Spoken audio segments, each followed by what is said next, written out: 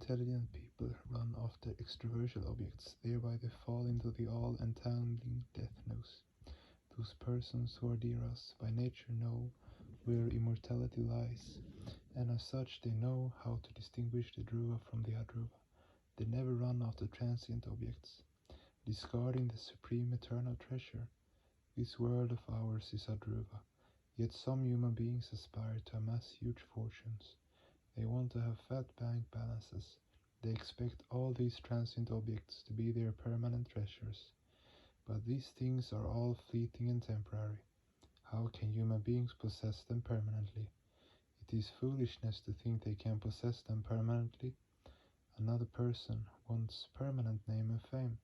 The person will build a huge building and have his or her name engraved on a marble slab, saying that Mr. or Mrs.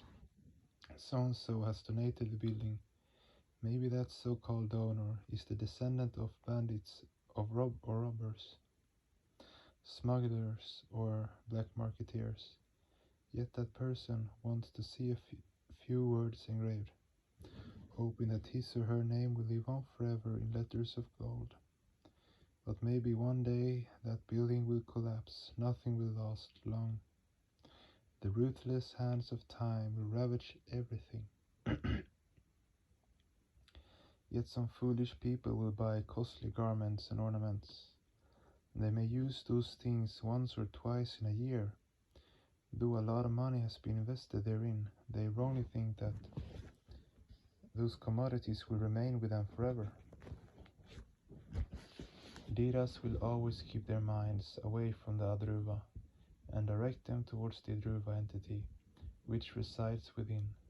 So the best course is to seek only the dhruva, not the adhruva. 14th of November 1965, DMC in Calcutta. Nitya Nitya Viveka. The discerning faculty with which you distinguish between ephemeral and eternal is called Nitya Nitya Viveka. The term Nitya connotes eternal and Anitya transient. Everything in this mundane world is moving in a cosmological order. Movement implies change in the spatial realm, and where there is spatial change, there is temporal change also. For time is nothing but the psychic measurement of the motivity of action. Everything in this world, in this visible world, is ephemeral. Only that which is the nucleus of these transitory objects of the perceptible world is eternal. The eternal entity is present in every mundane objectivity as its witnessing counterpart. Change and decay occur only in the witnessed entity and not in the witnessing entity. For the former is ephemeral and the latter eternal. The apparatus of measurement. The nature of a thing determines the apparatus to measure it with. A sensitive balance is required to weigh subtle objects, whereas a crude balance is needed to weigh crude objects. A balance for measuring gold cannot be used to measure gold. Weighing gold requires a sensitive balance, whereas weighing coal requires a crude one. Subtle objects cannot be measured with a crude apparatus, but the reverse is possible. Though gold cannot be weighed with a coal balance, coal can be weighed with a gold balance. Similarly, a mental entity cannot be measured with a physical balance. The cognitive faculty can be measured with neither a physical nor a psychic balance. There are three types of objects in the world: physical, abstract, psychic, and three cognitive. You perceive physical objects through your sense organs. When your organs come in contact with the physical world, the waves emanated by the physical objectivity strike the gates of the organs and create a sympathetic vibration in the nerve fibers, the nerve cells and ectoplasmic stuffs, which carries them finally to the cognitive plate. The reflection of these vibrations on the cognitive plate is called bodha kriya, the phenomenon of knowing. The capacity of our organs is limited. Their grasping capacity is confined to particular wavelengths. Naturally, the mind, being suppler than the subtlest physical objectivities, cannot be known through the organs.